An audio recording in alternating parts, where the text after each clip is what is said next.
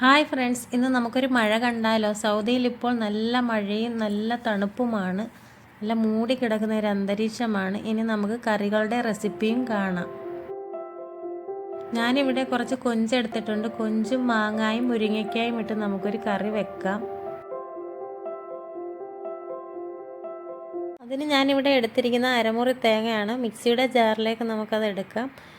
1 spoon മുളക് പൊടി, 1/2 spoon മല്ലിപ്പൊടി, ശകലം ഉലുവാപ്പൊടിയും മഞ്ഞൾപ്പൊടിയും ചേർത്തൊന്ന് അരച്ചെടുക്കാം. നല്ല രീതിയിൽ അരച്ചെടുക്കണം. ഇനി നമുക്കൊരു പാൻ അടുപ്പിൽ വെച്ച് കടുക് പൊട്ടിച്ചതിന് ശേഷം ഉള്ളി ചേർത്തതിന് ശേഷം നമുക്ക് മുരിങ്ങയ്ക്കായും മാങ്ങായും കൊഞ്ചും കൂടെ ഇട്ടൊന്ന് വേവിച്ചെടുക്കാം. പാകത്തിന് വെള്ളം ഒഴിക്കാം. ഇനി നമുക്കിതൊന്ന് ഉപ്പ് ചേർത്തിട്ട് അടച്ച് വെച്ചൊന്ന് വേവിക്കാം.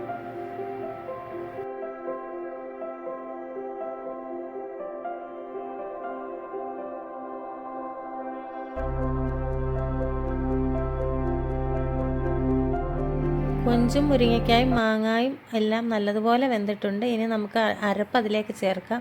നല്ലതുപോലെ വെന്തതിന് ശേഷമേ നമ്മൾ അരപ്പ് ചേർക്കാവുള്ളൂ. അതുപോലെ തന്നെ അരപ്പ് നല്ലതുപോലെ തിളയ്ക്കാൻ പാടില്ല. ചെറുതായി തിളച്ച് വരുമ്പോഴേക്ക് സ്റ്റൗ ഓഫാക്കണം, ഇളക്കി കൊടുക്കണം. മാങ്ങായും മുരിങ്ങയ്ക്കായും കൊഞ്ചുമൊക്കെ വെന്തതിന് ശേഷം നമ്മൾ അരപ്പ് ചേർക്കുന്നത് കൊണ്ട് തിളച്ചാൽ അത് വിട്ടുപോകാൻ ചാൻസ് ഉണ്ട്. കറി തിളച്ച് പോയാൽ പിരിഞ്ഞു പോകുമെന്നാണ് ഉദ്ദേശിച്ചത്. ആദ്യം തന്നെ നമ്മൾ എണ്ണയിൽ കടുക് താളിച്ച് ഉള്ളി വഴറ്റിയാണ് ഇതുണ്ടാക്കിയത്. എങ്കിലും കുറച്ച് കടുക് താളിച്ചത് അതിലേക്ക് ഒഴിച്ചിട്ടുണ്ട്. അടുത്ത അടുപ്പിൽ മീൻ മുളകിട്ടത് തിളയ്ക്കുന്നുണ്ടായിരുന്നു. ഇനി നമുക്ക് കുറച്ച് ചെറിയ മത്തി പീര പറ്റിക്കാം. അതിനുവേണ്ടി മത്തി കഴുകി വൃത്തിയാക്കി വെച്ചിട്ടുണ്ട്.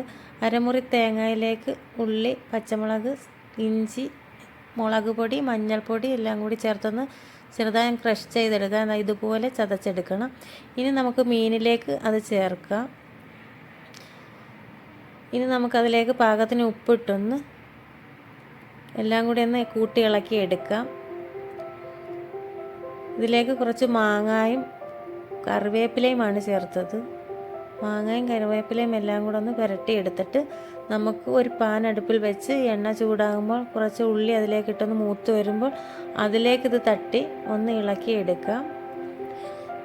ഇളക്കിയതിന് ശേഷം ശകലം വെള്ളം അതിലേക്ക് ഒഴിക്കാം. കൂടുതൽ വെള്ളം വരണ്ട.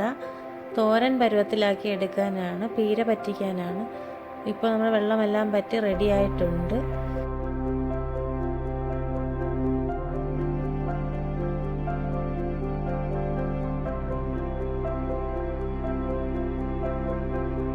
മഴ ഇപ്പോൾ തോന്നിട്ടുണ്ട്. ഇനി നമുക്ക് ചോറൊരു പ്ലേറ്റിലേക്ക് വിളമ്പാം.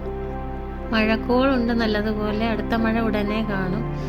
ഇനി നമുക്ക് കുറച്ച് ചോറ് കഴിക്കാം. എൻ്റെ ഈ റെസിപ്പി ഇഷ്ടപ്പെട്ടവർ ലൈക്ക് ചെയ്യുക. സബ്സ്ക്രൈബ് ചെയ്യാത്തവരുണ്ടെങ്കിൽ സബ്സ്ക്രൈബ് ചെയ്തേക്കണേ. സൗദി കിച്ചൻ ഫോളോ ചെയ്യാൻ മറക്കരുത്. കൂടെ തന്നെ ഞാനിടുന്ന വീഡിയോയുടെ നോട്ടിഫിക്കേഷൻ വരണമെങ്കിൽ നിങ്ങൾ ബെല്ലൈക്കൺ ഞെക്കി ആളെന്നുള്ള ഓപ്ഷൻ കൊടുക്കണം.